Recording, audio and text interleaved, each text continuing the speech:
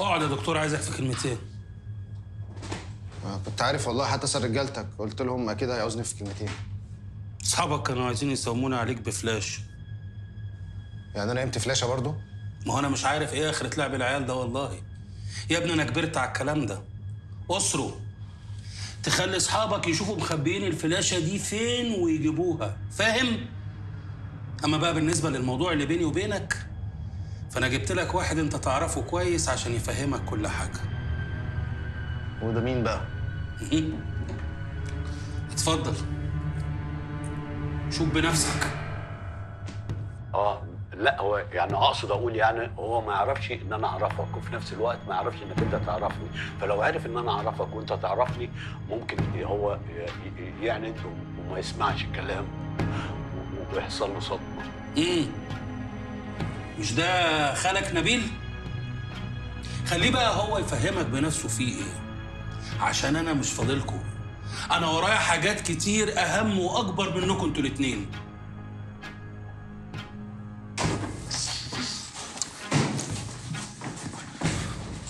زينو،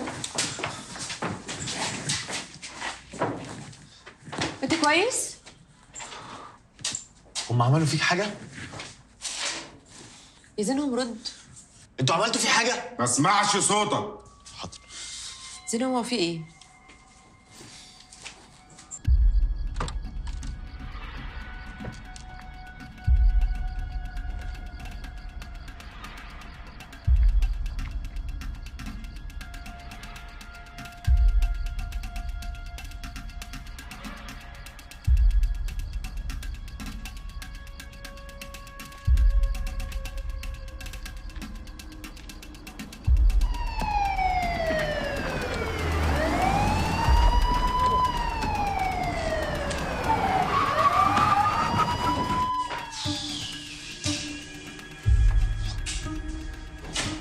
انا لازم اخرج من هنا. طب ما احنا كلنا لازم نخرج من هنا. طيب عندكم خطة؟ انا سمعت رجاله عاصم هما بيتكلموا وتقريبا رايحين عمليه جديده، فاحنا لو قدرنا نفك بعض مش هنلاقي بره غير واحد او اتنين بكتير. متأكد يا دكتور؟ ايوه ان شاء الله. طب ما نحاول نفك نفسنا. تعالي بس يا جميلة، تعالي حاولي تفكيني كده. اديني ظهرك. استنى. ايوه امسكي ايوه شدي. يا عم جود. اهي قربتي. استنى يا عم. فكت خلاص اهي.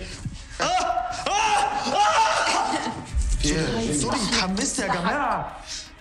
اتفضلي يا استاذ. اديله كده.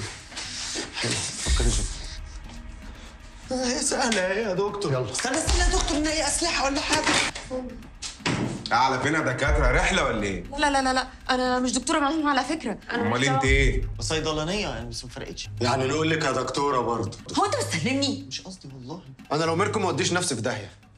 عاصم عبد الرحيم مش هينفعكم لما يتقبض عليكم في قضيه قتل 3 دكاتره. لا يا دكتور نركز، دكتورين وصيدلانيه. اهو انبسطتي؟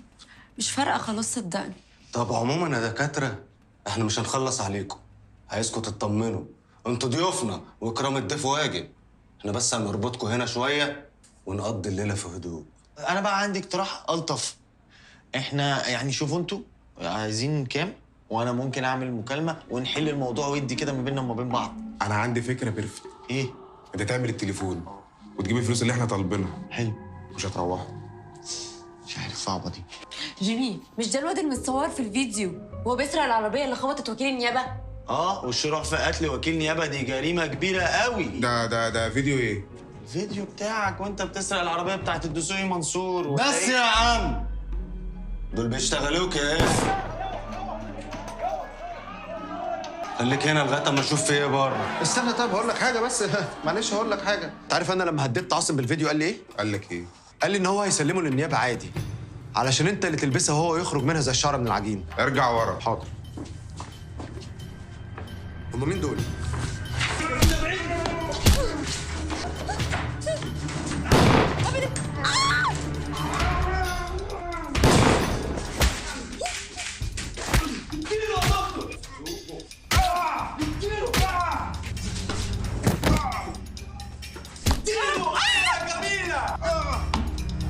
كله اسمك مكانك.